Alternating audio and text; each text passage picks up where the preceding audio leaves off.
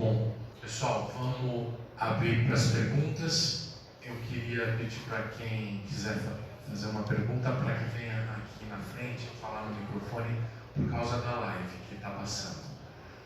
Alguém quer fazer uma pergunta, se candidatar?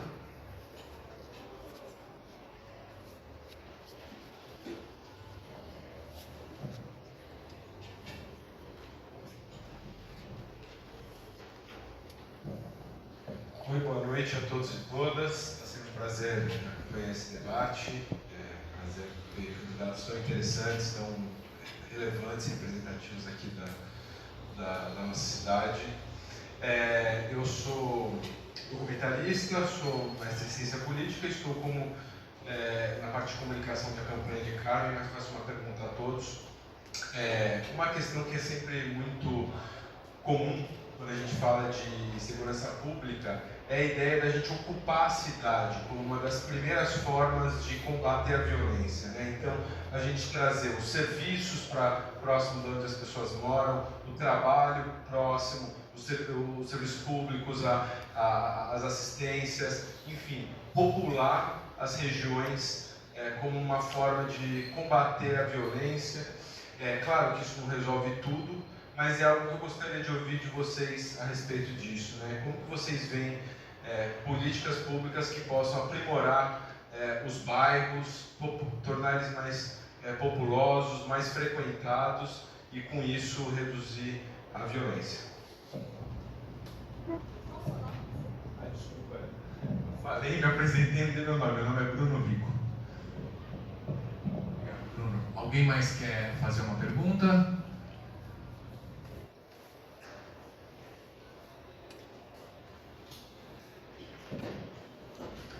Primeiramente, só comentar como é muito importante para nós também, enquanto organizações de sociedade civil, que estamos no campo há muito tempo, acompanhar, né, as diversas gerações de pessoas que ou já ocuparam, né, cargos de representação legislativa, ou estão ocupando, ou desejam, né, e estão aí nessa garra e força de ocupar, em diferentes campos, apesar de a gente dizer nesse grande campo progressista, né, mas como seria da hora se a gente tivesse mais momentos de debates desse, né, com mais profundidade, com mais conhecer sobre vocês. Eu tenho duas perguntas. A primeira é sobre o fato, né, de que a gente tem no contexto prisional e pós-prisional, né, quando eu falo prisional, estou falando no contexto de privação de liberdade como um todo, uma letalidade invisibilizada.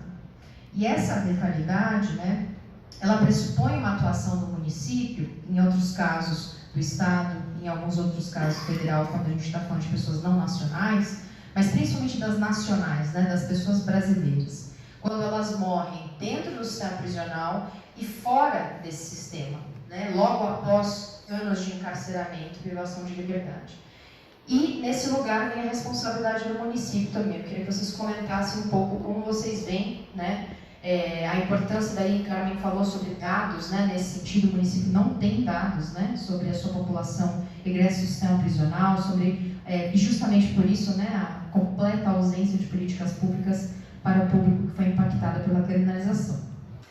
A segunda pergunta, desculpem se essa pergunta foi muito difícil, mas a segunda pergunta é o seguinte: a gente, enquanto organização, enquanto pessoas, enquanto também militantes, né, a gente vê um movimento de algumas pessoas parlamentares ativamente irem a espaços, né, e acompanharem justamente o que muitos de vocês falaram sobre a fiscalização, esse exercício, né, enquanto representante do povo brasileiro e brasileira, estar ali e chegar nos lugares. Então, um exemplo muito bom, não vou mencionar nomes, né, mas uma pessoa histórica, bastante referência, uma grande referência que hoje é deputado estadual, que fazia esse movimento, né, de todo mês em alguns abrigos públicos, ou em CRAS, ou em centros de CAPS, ele ia todo mês para essas localidades de serviços públicos de base, em diversas regiões da cidade e do estado,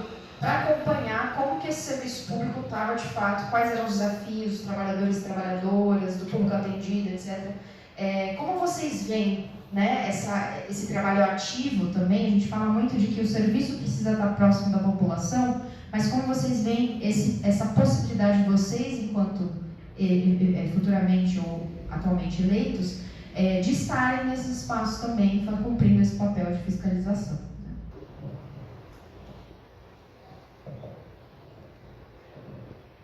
Deixa a última intervenção essa, né? 5 minutos? 5 perguntas tão complexas, né? Vou começar agora do Bruno. Vocês lembram que Paraisópolis, massacre de Paraisópolis, das crianças de Paraisópolis,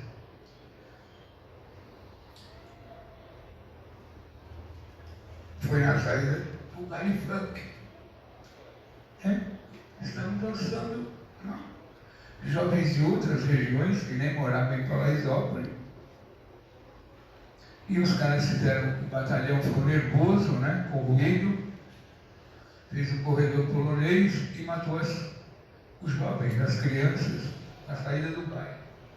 Né?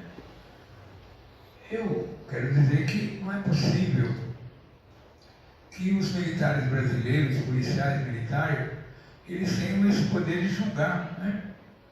Porque quando eles chegam na Assembleia Legislativa, tem comissões inteirinhas dedicadas aos baile funk. A Alexandre Grandão vive enlouquecida, tentando quebrar aquelas organizações de extrema-direita, criminalizando esses encontros da periferia. Porque nunca fizeram. Imagina o que tem de louco por dia querendo fazer projeto de lei, BITs, coisas do gênero. Mas vamos lá.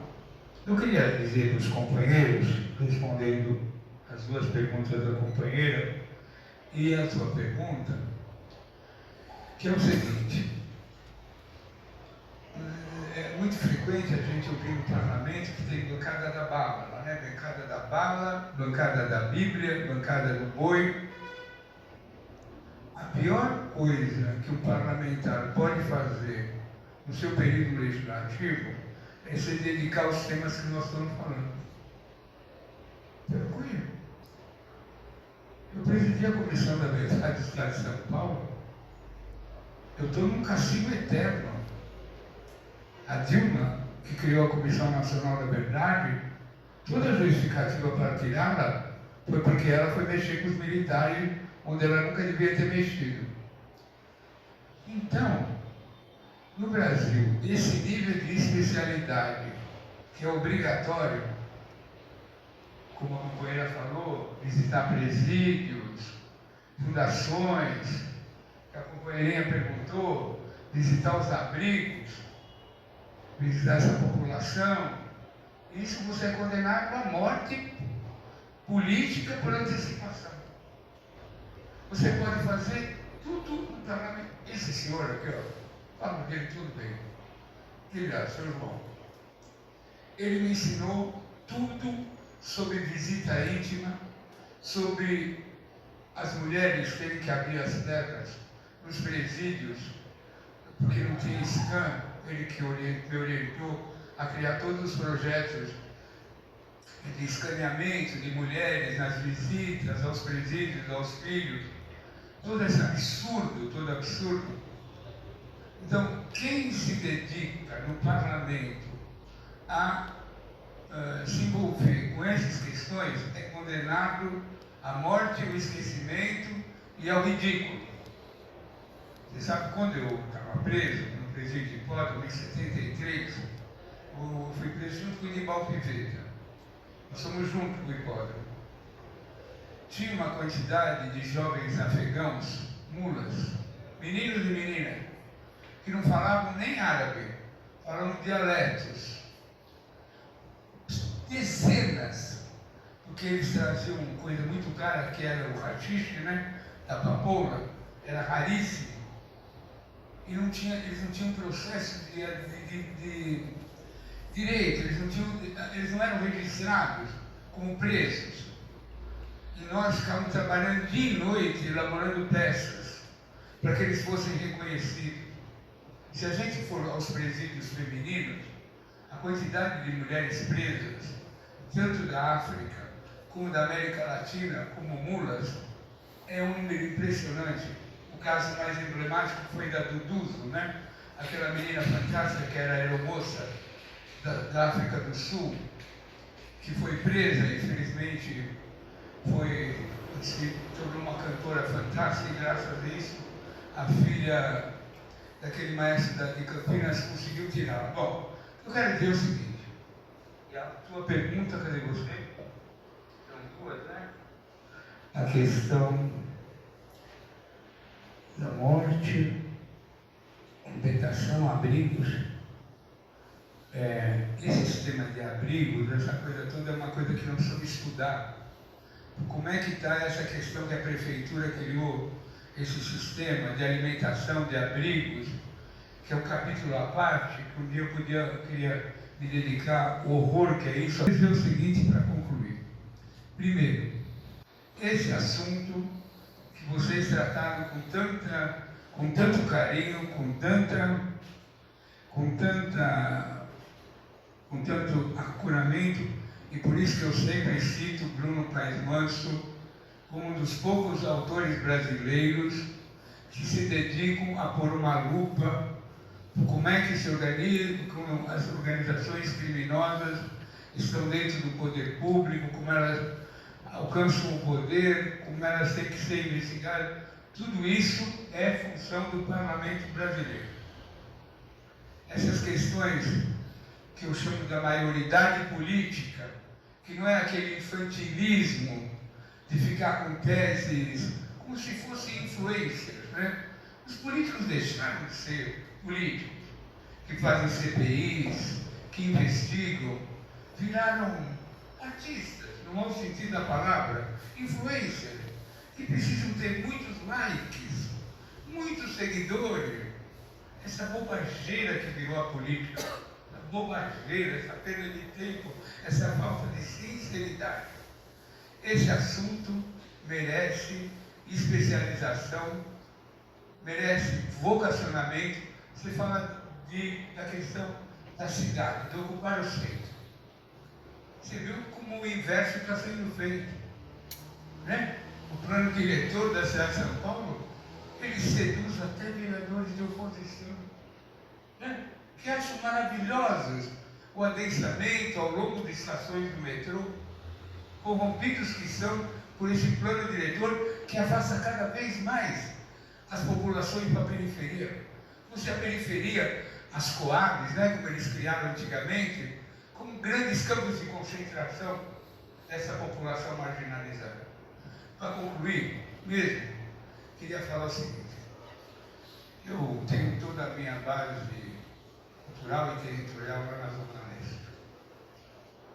Tem bairros inteirinhos, como a Coab Teotônio Vilela, outros bairros, que tem mães, avós, com crianças que foram assassinadas, com crianças que foram massacradas.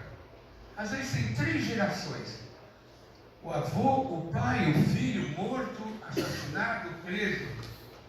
E a política não tem na política, principalmente no parlamento, nenhum capítulo, nenhuma sessão que se dedique a isso.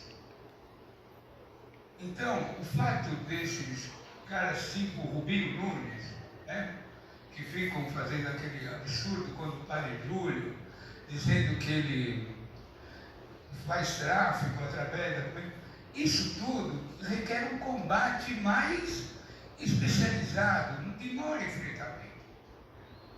As questões da violação dos direitos humanos no Brasil, se vocês virem na Câmara Federal, mesmo na Assembleia Legislativa, na Câmara dos Vereadores eu nem vou comentar, porque aquilo é um estado de exceção, aquilo é uma vergonha aquela Câmara Municipal. Mas, felizmente, tem gente como essas jovens gerações e essa minha grande companheira que estão dispostas a enfrentar esse assunto. Muito obrigado.